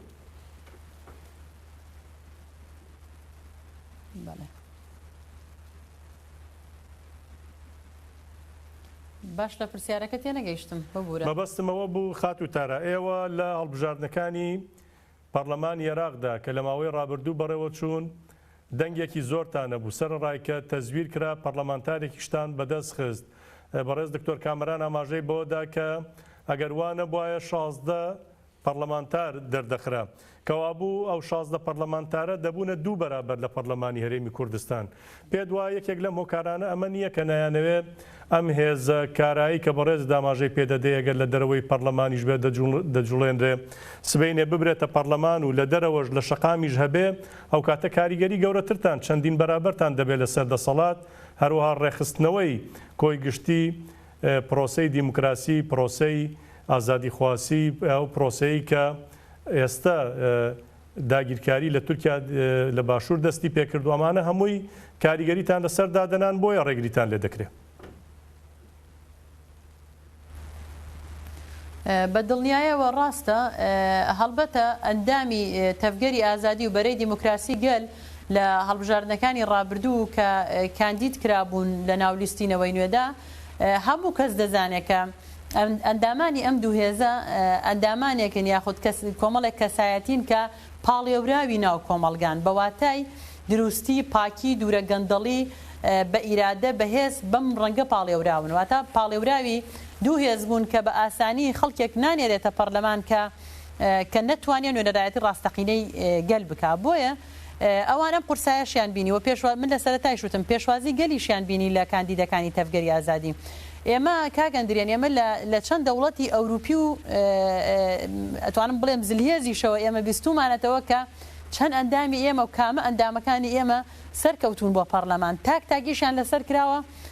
لە ترسی ئەوە و ئێمە لە ناو خۆیان بیستومانەکە و تویانە یەک ئەندامی یەک پەرلەمانتاری تەفگەری ئازادی و حرەکەتی ئاپۆیی یەک ئەندامی بەرەی دیموکراسی گەل بچێتە پەرلەمانەوە کۆوایە پەرلەمانیان هەمووی کۆنتترۆل کردبێ یعنی ترسێکی وهایان لە ئێمە هەیە ئەمە قسەی ناو کۆبوونەوەکانی خۆیانە بە دڵنیایی پێ دەڵێم یەک تاکە کەسێکیان نابێ بچێتە پەرلەمانەوە بەو ڕەنگەش ئێمە توانیمان تا ڕادەیەکی زۆر سەرکەوتن بەدەست بێنین و لە هەمان کاتا هێزینەوەی نوێش هێزێکی تازە بوونەوە هیچ باگراوندێکی نەرێنیان نەبوو لە کۆمەڵگەدا خەڵکی وایەکی هەبوو پێشوازیەکی هەبوو کە ئینشاءڵڵا لە داهاتوشدا بە هەمان شێوە هەوڵ ئەدرێکە نوێنەرانی ڕاستەقینەی گەل سەر ڕای هەموو فشارەکان بنێرێنە پەرلەمان و بتوانن نوێنەرایەتی ڕاستەقینەی گەل بکەن و سوور و پێداگر بن لەو پەیامانەی کە هەمانە باشە خات و تارا دێمەوە خزمەتەدا لەگەڵمانە بمێنەرەوە پرسیاری دیکەشمێ هەڵبەتە ئاماژەی بە خاڵێکی گرنگ داوەی کە وتراوە کێو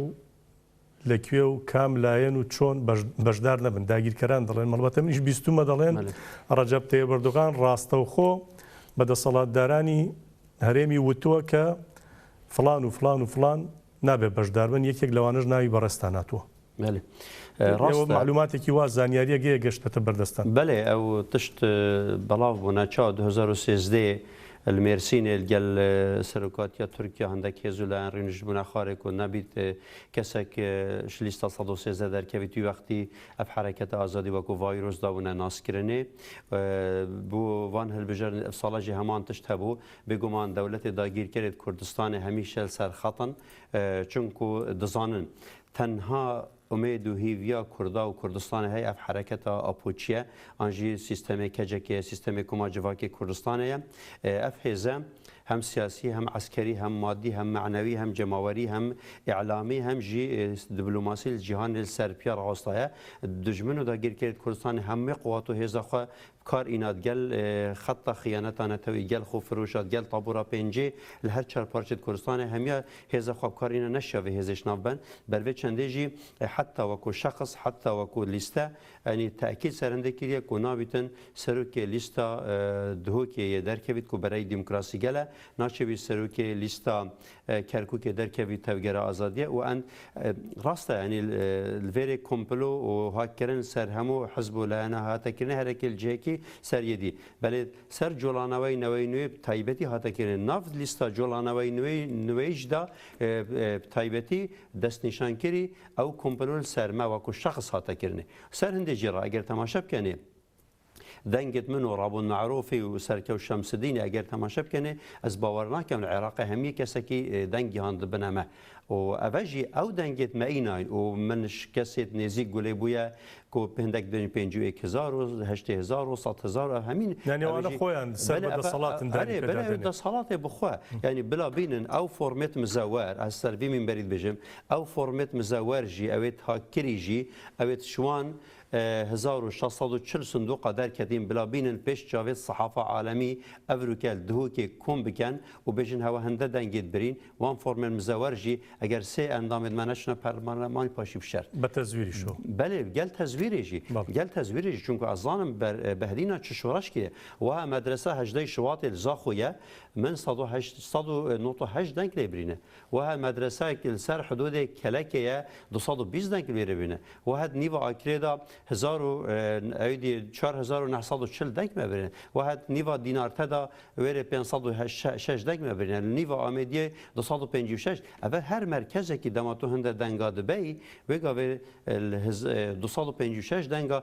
او یعنی فرق عمل قال يدي شا يدي سر اساس حزبي سر اساس عشائري سر اساس جندي بس او دنجد بمهاتي سر اساس قومي سر اساس وطني سر اساس كردياتي شي انساني وجدانوي شول كري بآخا خذاب ملت خذاب ولات خذاب شهيدت خذاب جريداي الدنگ دا كسيت اوبوزيسيون معرض بو چونك وان ديا گورانكاريه كي پیدا كان وتهمان دم دا وان ديا عقوبه که بدن حزب خوی سیاسی جی در انجام دوان همو خلطت کردین جاره کدی وان راست کنه باش. زور باشه. بچین سر مجاری کی ترویج مسئله او خوب شاندان کانه لعراق ده. البته خاطر ترى اشتك دما ولا سر مجاره دربازی مجاری دیکی مسئله خوب شاندان کان عراق من قصه کی دوای ده لم چوارچی اشتك کنه دوت به. نا من شتي هري دوايم اويا كا هیوادارم کە گەل ڕاستینەی تەفگەری ئازادی زیاتر بۆ ڕوون بوو بێتەوە و بتوانین بە شێوەیەکی یانی ئێستا پێویستە خەڵکی ئێمەیدی ئەوە بزانێت کە ئەوەی کە لەبەرەی ئەوانەوە ئەوەی کە دەسەڵات قبوڵینەوە ئەوەی کە دەسەڵات لێ ئەترسێت تەفگەری ئازادی کۆمەڵگەی کوردستانە پێویستە گەنجان و ژنان بە تایبەتی لە دەوری ئەم ڕێخستنە بن بۆ ئەوەی پێکەوە بتوانین وێنەرایەتیەکی ڕاستەقینەی خۆمان بکەین وێنەرایەتیەکی ڕاستەقینە بکەین دوور لە هەر بەرژەوەندی و دوور لە هەر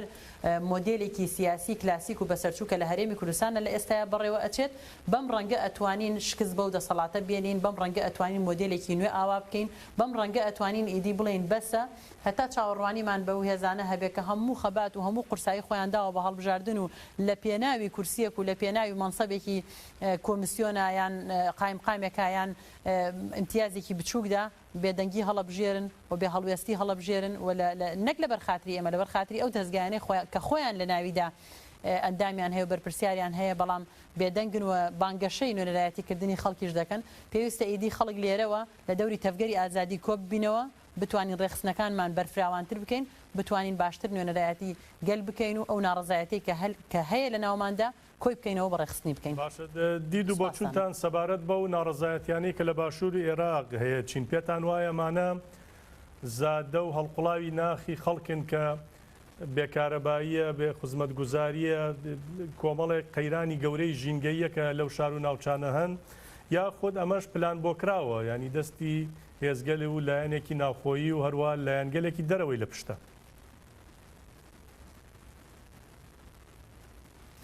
بەڵێ بە دڵنیایەوە دۆخی خزمەتگوزاری بە تایبەتی و ژینگەیی لە عێراقدا دۆخێکی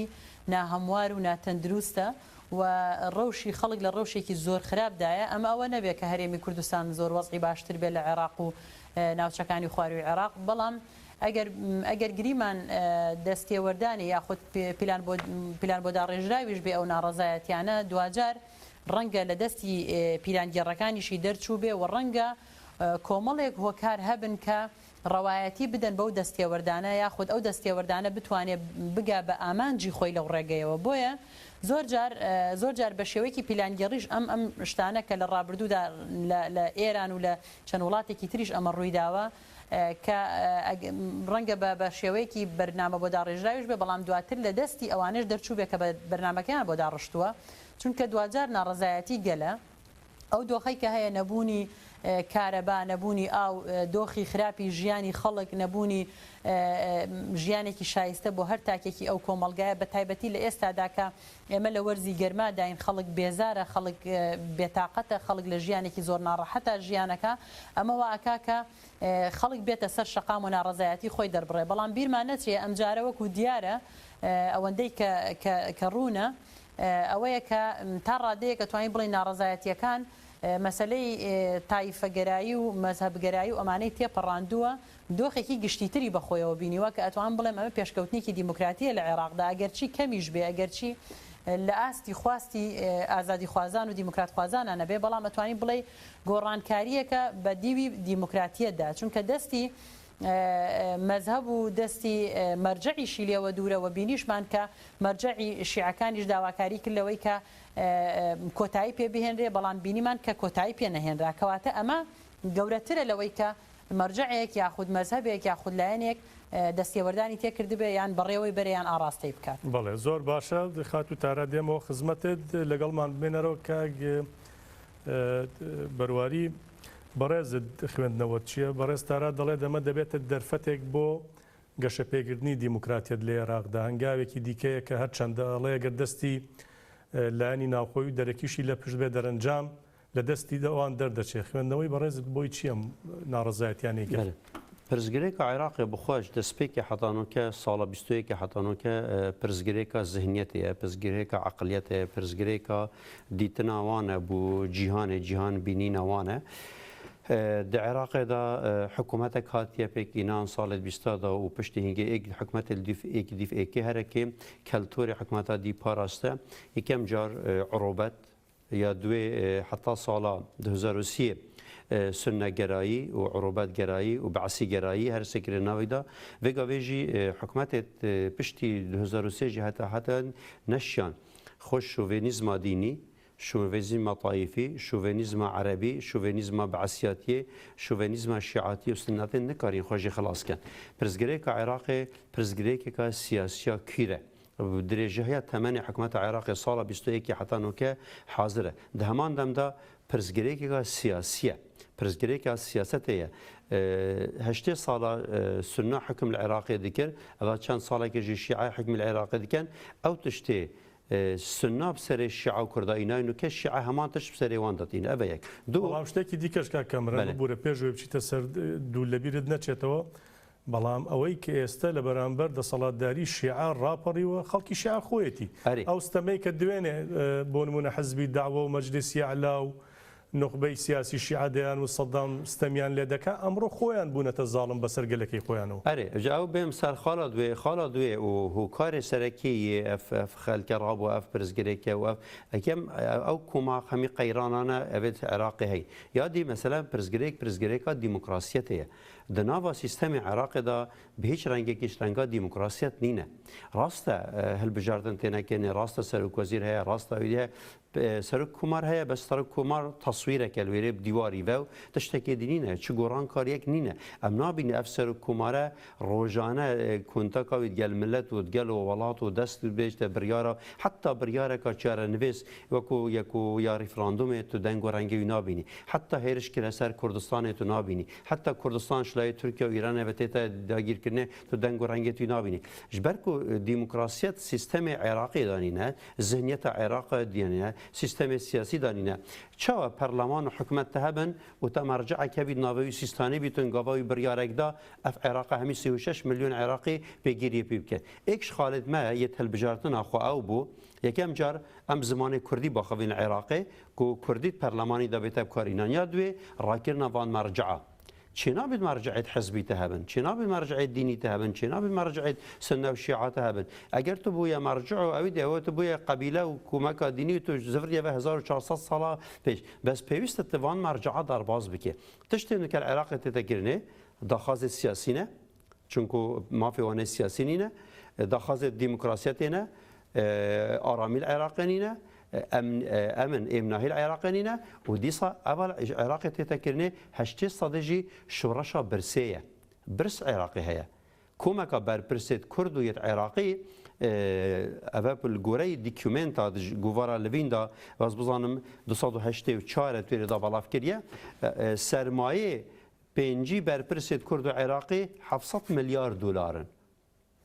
چی بۆ خەڵک مایە ئەرێ حتا کو سێزدەی هەیوا 6 عفو 2015 1000 میلیارد دلار یعنی 1 تریلیۆن دلارش خزینەت عێراقی هاتینە دزینێ 2003 حتا 2015 1000 میلیارد دلار یعنی 1 تریلیۆن دلار ئەvە ڕقەمێت فەرمی منش لژنا نەزاها عێراقی وەگێتە و کۆنفرانسێکێدا فەندق ژیان دهۆکێ مەکریە ئەوە توێرێدا هاتینە ئەف دیکومنتە ڕسمیکردن کو هەمی عێراقت 1000 میلیارد دلار یعنی 1 تریلیۆن دلار میزانیەت عێراقی دزینێ ینی ئەو پارەیە بە دەیان جاربەشی چارەسەرکردنی ئەگەر هاتوچوو بێگاوێ بەرپرسێت کورد و عێراقی بکەنە سژنەکێڤە و دادگەهەکە عەدالەت هەبیت و وان بەرپرسا بکێشن ئەموال مانقۆلە و غێر مانقۆلە پارێوانێ ئەvە پارێوانێ هشکە ئەف ملیە تریلیۆنەکە دلارە بینن بکەنێت سژناوە و بینن محکەمە پێ بکەن پارێوان نلوان دەولەتە کۆم بکەن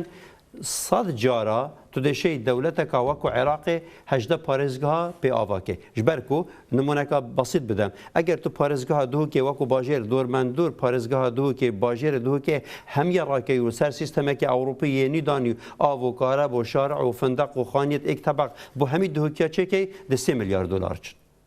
ev 1000 milyar dolarê dixwarî ڕاست çend Iraq de pê avê bin û pêwîst e Iraqî vê bizanin pêwîst e Iraqî bizanin komeka diza komeka mafya komeka insanê girê dayê derve حکمی کاک دکتۆر هێشتا من پێم وایە دەست باشترە چونکە دەست لەو شوێنەی کە دزی دەکات شتێکیش دێڵێتەوە بۆ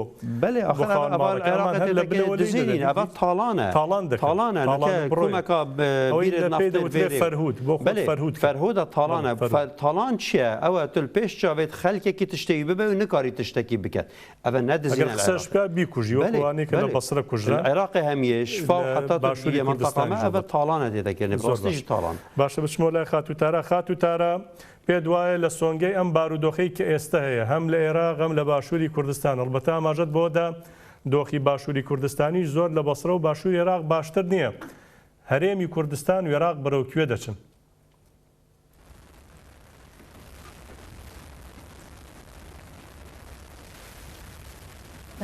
هەڵبەت ینی وەکو دکتۆری ئاماژەی پێکرد کێشەی عێراق و هەرێمی کوردستان و زۆر توان بڵێم بەشێکی زۆری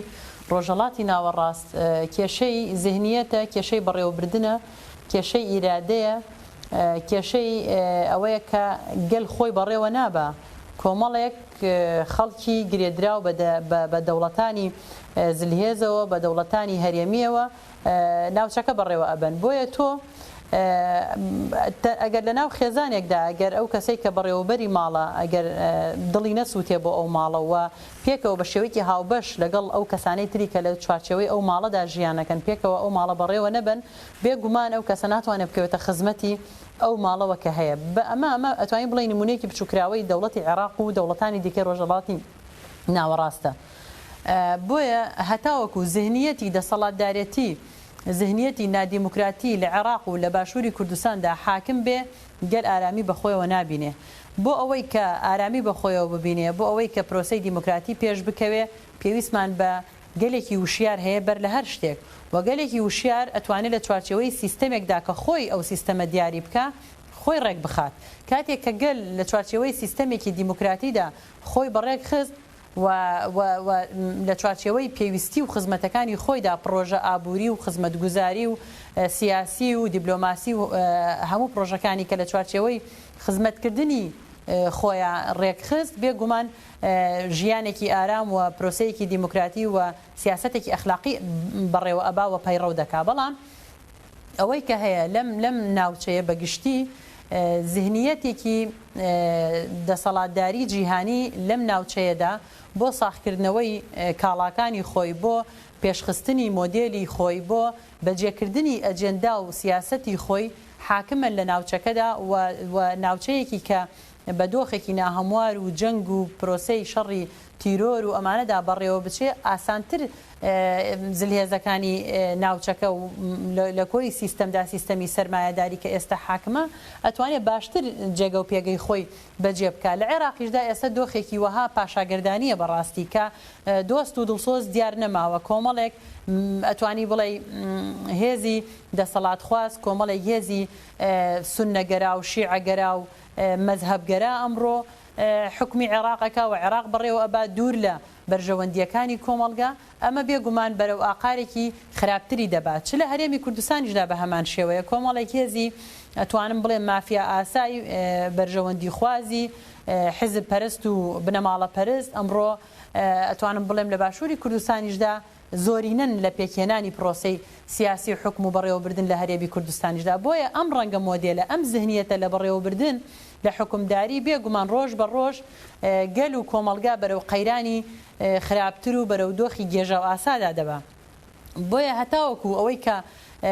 کۆمەلگای عێراق بەگشتی و کۆمەلگای باشووری کوردستانیش نەگاتە ئاستی هۆشیاریەکی وەها کە لە چوارچەوەی پێداویستی و خزمەتگوزاریەکانی خۆیدا لە هەموو بوارەکاندا خۆی ڕێک نەخا و هۆشیار نەبێ بێگومان ناتوانێت کە ئەلتەرناتیڤێک بۆ خۆی بدۆزێتەوە و ئەلتەرناتیڤیش نەبێ لە چوارچێوەی هەمان ذهنیەتدا هەر هێزێک بێت و ئەم هێزلا بێ لەسەر دەسەڵات ئەوی تردا بنێ بێگومان ناتوانێت چارەسەری بێنێ. زۆر جار خەڵکی ئێمەی ناڕازی لە باشووری کوردستان بە تایبەتی باسی ئەوەکەن ئەم هێزانە پێویستە بە کودەتا لا ببرێن و پێویستە بە چەک لا ببرێن، بەڵام لە کاتێکدا کە بەدیلێک ئەلتەرناتیڤێک کە لە ناو گەلەوە هەڵقڵابێن نییە، یعنی هەمان عەقڵیەت و وەکوڵێ لە هەمان منداڵدانەوە کۆمەڵێک هێزیتر لە دایکە بێ ناتوانێت جیاوازتر بێ و ناتوانێت مۆدێلێکی جیاوازی پێبێ و مۆدێلی جیاوازیش کە هەبێ بە ڕەنگی تەفگەری ئازادی و بە دەردی تەفگەری ئازادی ئەبن بە پێکەوە گەلە کۆمەی ڕوبەڕووەکەنەوە نایانەوە پێشکەوێت کە ئەمە هۆکار نییە بۆ ئەوەی کە تەفگەر نەتوانێت ئەو پێشەنگایەتی بکامە بەستم ئەوە نییە، بەڵام گەل لەبری ئەوەی کە چاوەڕوانی ئەوە بێ هێزێک بێت و حکمێکی چەکداری بێت و ئەم هێزانە ڕاماڵێت و خەڵکێکی تر بێ، بەڵام ئێمە کێشەمان لەوە نییە ئەحمەد لاچێ مەحموود بچێتە جێگاکەی، بەڵکو کێشەمانەوەیە کە ئەم پرۆسە و ئەم سیستەمە پرۆسە و سیستەمێکی نادیموکراتیەوە پێویستی بەلابردن هەیە بە هاتنە پێشەوەی نوێنەری خەڵک هەیەەوە هاتنە پێشەوەی سیستەمێکی جیاواز هەیە کە ئێمە بۆ خۆمان پێمان وایە سیستەم و مۆدێلی خۆبەڕێوەبردننی کۆمەلگا لە چوارچێوەی مۆدێلی نەتەوەی دیموکراتەوە کە عێراق بەگشتی و هەرێمی کوردستانیش کۆمەڵێک نەتەوە و ئاین و باوەڕی جیاوازی تێدایە. ئەمڕۆ بێیان سبەی 10 ساڵی تر بێیان 100 ساڵی تر عێراق ناچارەکە لە چوارچێوەی پرۆسەیەکی دیموکراتی و خۆبەڕێوەبردننی دیموکراتیدا وێنەی ئەو سیستەمەی کە ئەمڕۆ لە ڕۆژاوای کوردستاندا هەیە، وێنەی ئەو پارادایمەی کە لە فکر و ڕێباز و فەلسەفەی ڕێبەر ئۆجەلاندا هەیە کە چارەسەری پێ بۆ پرسی گەلانی ڕۆژەڵاتی ناوەڕاست و عێراقیش لەم چوارچێوەیەدا کۆمەڵگایەکە کە فرەئاین و فرەنەتەوە و فرەمەزهەب و فرە ڕەنگە لە چوارچێوەی ئەمەدا ئەمڕۆ بەیان سبەی عێراق ناچارە لە چوارچێوەی مۆدێلێکی نوێدا کە من ئێمە پێمان وایە ئەم مۆدێلەیە کە خۆی بەڕێخستن بکە و سیستەمێکی نوێ ئاوا بکە بەم ڕەنگە ئەتوانین بڵین کە هیوایەک هەیە و گەشتبینین بەوەی کە لە داهاتوودا عێراق بە پرۆسەیەکی دیموکراتیدا تێپەڕی ڕەنگە ئەمە پرۆسەیەکی درێژمەودا بێ و ئاسان نەبێ جێبەجێکردنی، بەڵام دوجار وەکوتم بەدیل و ئەلتەرناتیڤ تاکە چارەسەر ئەوەیە کە بڕۆینەوە بۆ ئیرادەی گەل و پشت بە ئیرادەی گەل ببەستین لە جیاتی ئەوەی کە ئەجێندای داگیرکەران و ئەجێندای زلهێزان و ئەو سیستەمە حاکمەی کە ئەمڕۆ لە ناوچەکە هەیە جێبەجێ بکەین، ئێمە ئیرادە و ئەجێندای گەل جێبەجێ بکەین. بێگومان عێراق هەتا بێ بەرە و دواکەوتوی ئەڕوا هەتا بێ بەرە و جەنگ و ماڵوێرانی و تاڵانی دەڕوا. زۆر باش خاتوتارە ئاماژەی بۆدا عێراق لە دۆخی پاشاگردانیدا بەسەر دەبە. ئەم پاشاگردانیە بەرەو کوێمانەبە چۆنیش خۆمان لەو پاشاگردانی ڕزگارکەین، ئەلبەتە بەڕێستارە هەندێک پێشنیار و بەرچاوڕوونی لەو چوارچێوەیەدا. بەێ ئەو خۆڕزگارکردن ئەنجی گۆڕین ئەنجی شێوازە حکمڕانی گۆڕین لە عێراقێ هەمی ڕێک هاتنە جەرەباندنێ حکومە مەلکی بۆ دیت سەرکەفتە نەبوو کەسی ڕازی نەبوو چەند کومار هاتنە پێکینانش ساڵە 58 حتا 2003 دیسا ڕازی نەبوو مەگوت حزبە بەعز بچی دی معناوێ مثلا نه کودتای عسکری هات نکرده، کودتای سیاسی هات نکرده، انقلاب هات نکرده، برکادر و برکا امریکا گوران کاری چی بون کواتل ویره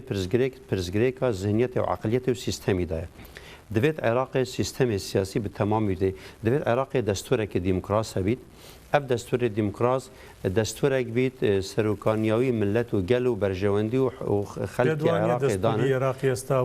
اویه. نخی دستور عراق دستورک هیچ دستورک دموکراتی نینه، هیچ دستورک پیشکتی نینه، هیچ دستورک حضاری شهرستانی نینه. جبرهند جهر رجایی که ام دجی وک و حرکت آزادی وک شخص وک گلک سازی ام دجوی دستوری راسته. تایبتی وی دستوری هیچ موافق بو کیماتیت نتوی اجتماعی تایبتی بو کردات دانینه. و أبا أفريقيا تيتا كردستاني أبا بسرمتي أبا حكمة كردستان صرخوا قبل كري أبا بجه إينان وتطبيق كرنا وي دستورية أبا وي دستورية كوات العراق دستورة كديمقراطينا عراقي شعب جلك ملتك ديمقراطينا ملتك جند برس ملتك نوش برس ملتك عشيرة برس ملتك مذهب برس ملتك دين برس ملتك خو برس همي هيا وهمو عراقي مالك بمالك بنا مالك بناك اتنك بي همي كرنا دجيك پێویستە دەستورێکی دیموکرات ملەتێکی دیموکرات وڵاتێکی دیموکرات شتێکی و خەلکێوی وڵاتی هەمێ بزانن خەلکێوی وڵاتینە پاشی تبێ یاسای دیموکرات شوان شوی دەستوری دیموکرات دەربێقی سەرەوێ تبێ حکوومەتێکا دیموکرات سیستەمێکی دیموکرات پەرلەمانێکی دیموکراس تڤاری دانی شنی کاتبێ دەست پێ بکەی پەروەردەی کرتێکی پەروەردەی دیموکراس دانین که خەلکی عێراقی تو زارۆکا فێر بکەیت ڕاوزەی دەرگۆشخانە فێر بکەیت بکارن پێک بێ بژین ذهنیەتێک عقلیەتێکا نوی پێک بێ بژی پاشی دەبێ ئابووری عێراقی یەکسانی سەر هەموو عێراقیەدا دابەش بکەیت پاشی توشێ تێکەلیە نێزیکبوونی جواکا عێراقیدا پەیدا کێ بۆچی دبن تراشەکە قەندیلی و گارەومەتینی و زاگرۆسیڕا گەل و نەتەوێت جودا و ملەتێ جودا و دینێ جودا هەموو دکارن بنانێکی برسی پێک بێ بژین و کەسێکی ئۆپۆزیسیۆن و معارض نەبیت بۆچی قەندیلی ئەو گوندێت قەندیلی 56 گوندێت قەندیلی لێرە ئەوێت هەواڵ وێرە و سیستەمی خۆهەی دوێ درێ